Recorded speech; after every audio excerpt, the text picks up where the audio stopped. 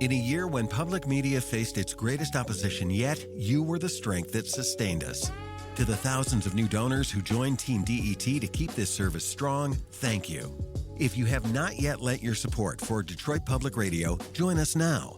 As we begin our holiday fundraiser, we're hoping to welcome 250 first-time members by December 8th. If you've been meaning to give, this is your moment. Go to WDET.org/give and join today.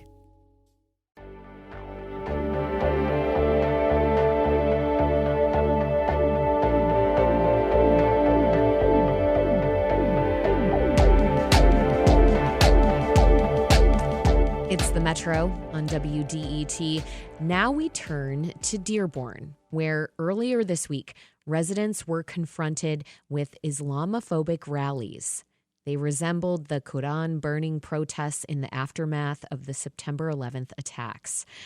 Right-wing provocateurs assembled in Dearborn, hoping to draw a response and gain attention from conservative media outlets. Florida U.S. Senate Republican candidate Jake Lang was one of the leading agitators. WDET's Russ McNamara looked at what happened this week and its place within the larger conversation about free speech. In Dearborn Tuesday, conservative, openly Islamophobic provocateurs marched in the city under the guise of free speech. The event looked less like constitutionally protected peaceful assembly and more like an intentional provocation.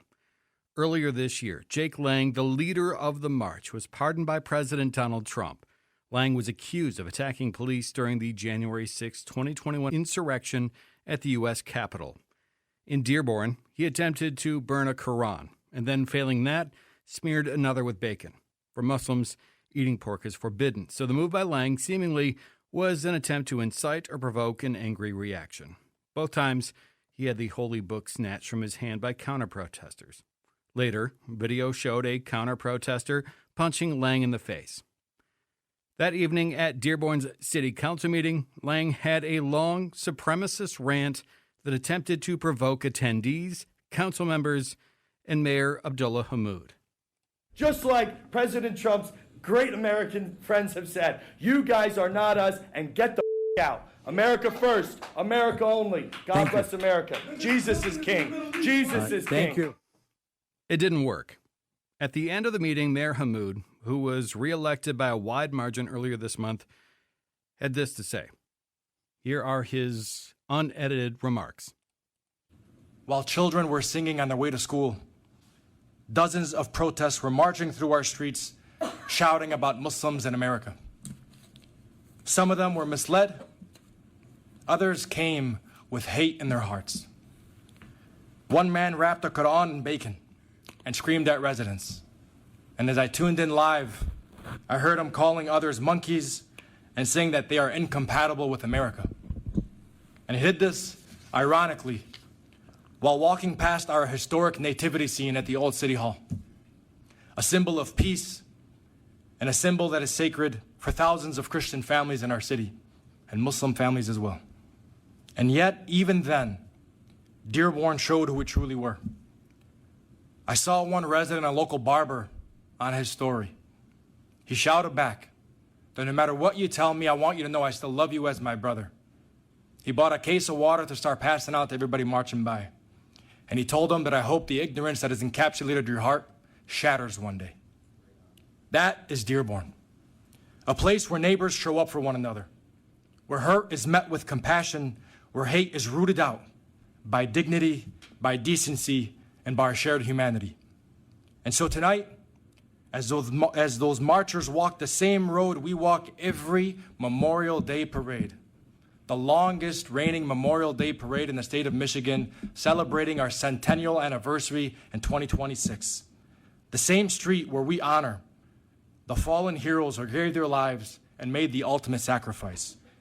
We were reminded of something fundamental. Courage is not loud. Patriotism is not cruel. And strength is not hateful. The marchers tried to divide, but Dearborn did what Dearborn always does. We stood tall.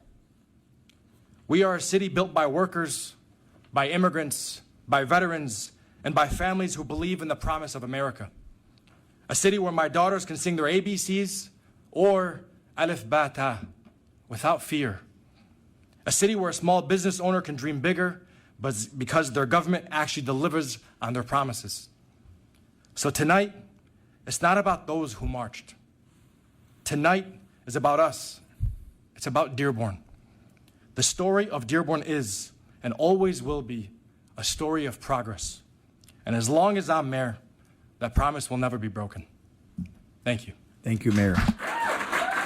This is not the first time Dearborn Mayor Hammoud has had to defend his city, its residents, and his religion.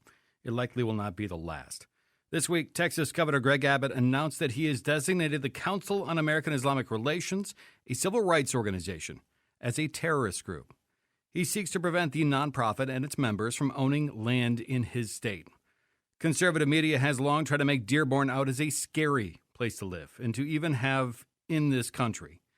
Tuesday's anti-Muslim march was covered and promoted by Turning Point USA, the organization founded by Charlie Kirk. Kirk, celebrated as a champion of free speech following his assassination earlier this year, often made Islamophobic comments as a way to promote his Christian nationalist views. This week, Reuters released an investigation that found 600 people had been fired, suspended, or disciplined by their employer in the wake of Kirk's killing, many of them facing consequences for just quoting Kirk in his own words. With federal agents already pulling immigrants and Americans off the street and tear-gassing whole neighborhoods, President Trump and the Justice Department are planning similar crackdowns of people who are anti-fascist. What does it say about the state of this country when bigots feel comfortable spreading their hate in the sunshine while so many are afraid to leave their house, wondering that if they do leave, they'll be allowed to come home? Commentary from WDET's Russ McNamara.